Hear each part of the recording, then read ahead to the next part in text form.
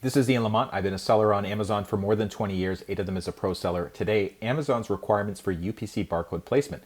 If this video helps, please take a moment to like and subscribe, and let's get started. So we're looking at an actual barcode on one of my older products that I don't currently sell on Amazon. And what I've been doing recently is actually redesigning the packaging. And I had a question about the placement of the barcode.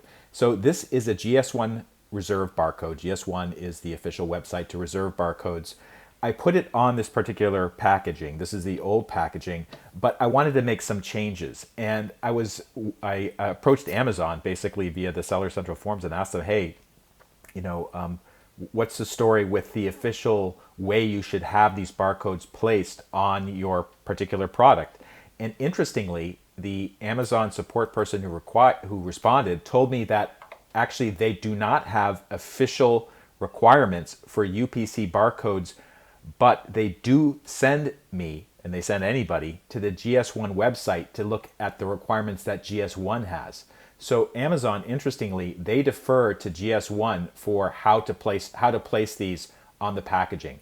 And a couple things that were interesting to me about the GS1 requirements is you're not supposed to truncate them. So truncating means, let's see here, like if I took this barcode and I basically cut off the top half of it so it could fit into a smaller space, GS1 says you're not supposed to do that.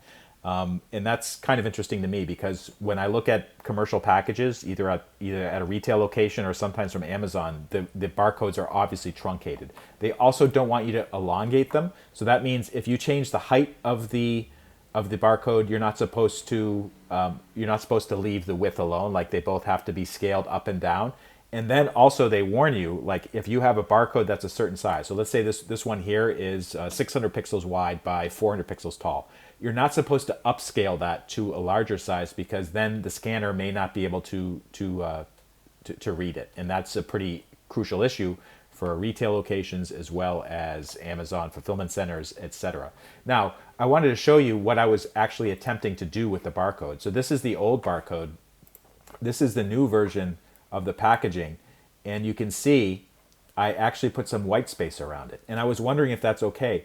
And there's a reason why I asked about that. And the reason is because one time I created a new product for Amazon. I sent it in to the Amazon fulfillment center. About 6 months later, it didn't sell, so I did a removal order. And when I got them back, Amazon basically papered over my UPC barcode with an Amazon barcode, which I didn't ask for, but they did it anyways. And I was wondering if I did something wrong with the UPC barcode, and it wasn't really clear.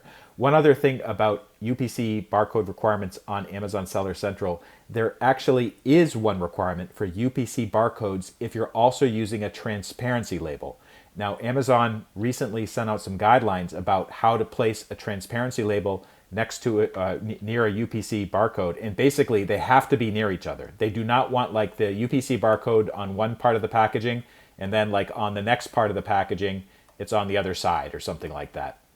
So they want them to be placed near each other, I think not more than 4 inches away. So when I design my packaging, I always leave a big space next to the UPC barcode so I can place a transparency barcode there as well. Now, I know this sounds kind of confusing if you're new to Amazon, but basically the bottom line is Amazon doesn't have specific requirements for UPC barcodes with the exception of placement near transparency barcodes. Other than that, they defer to GS1. So go to GS1 and look at the page that's called Place Barcodes on Products, which explains the official requirements for putting barcodes on the products.